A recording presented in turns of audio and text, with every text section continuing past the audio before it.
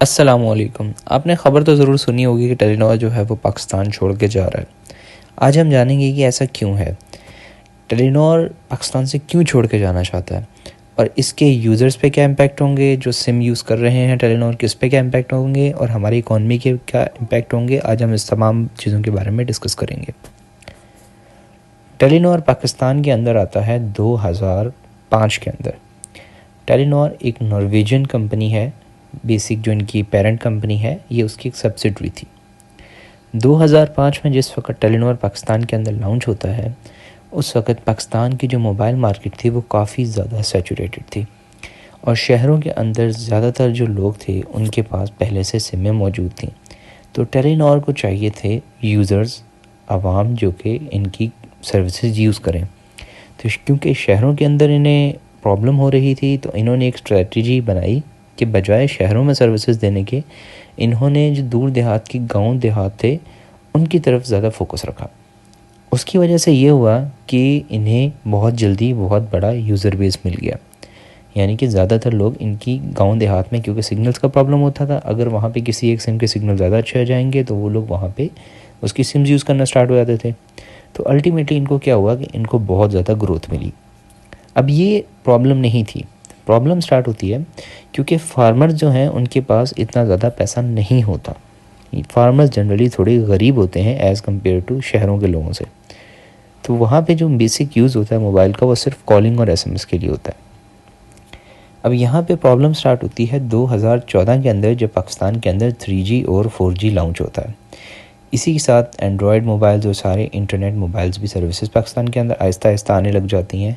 यानी कि जो यूज़र्स थे पहले उनकी बेसिक रिक्वायरमेंट होती थी सिर्फ एसएमएस और कॉलिंग, और कंपनियां सिर्फ उसी से कमाती थी। लेकिन अब इंटरनेट की वजह से कंपनीज़ इंटरनेट पैकेजेस की वजह से कमा रही थी।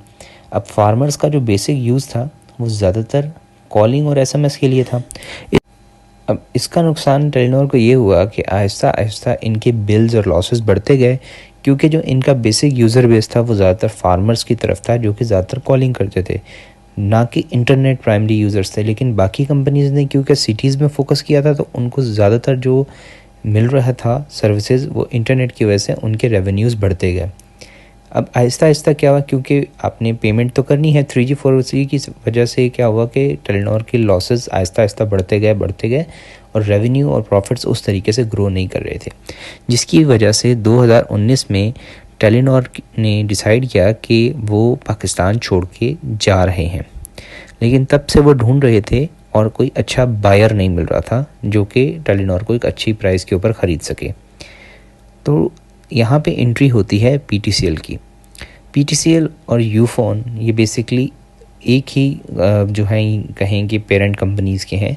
इनमें एतिसलात ग्रुप जो कि यूएई का है और पाकिस्तान गवर्नमेंट का स्टेक है। पीटीसीएल और यूफोन सादा ज़ुबान में एक ही तरह से। अब क्योंकि यूफोन ने भी एक ब्लंडर मारा था, यूफोन ने ब्लंडर ये मारा था कि 2014 में जब सर्विसेज सेल हो रही थी, स्पेक्ट्रम्स बिक रहे थे, तो यूफोन ने 4G सर्विसेज नहीं अप्लाई की।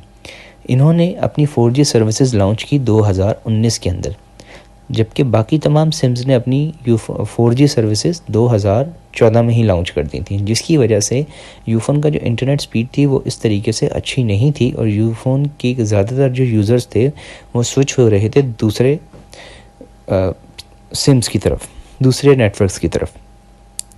अब यूफोन डिसाइड किया कि वो टेलीनॉर का, क्योंकि टेलीनॉर के पास ऑलरेडी जो है वो एक अच्छा स्पेक्ट्रम, अच्छा 4G बैंडविड्थ मौजूद है, वो टेलीनॉर को एक्वायर करके पीटीसीएल, यूफोन और टेलीनॉर तीनों मिल के तो एक अच्छे तरीके से सर्विस प्रोवाइड कर सकेंगे, क्योंकि जो यूफोन के पास 4G सर्विसेज का बैंड है वो इतना अच्छा नहीं है।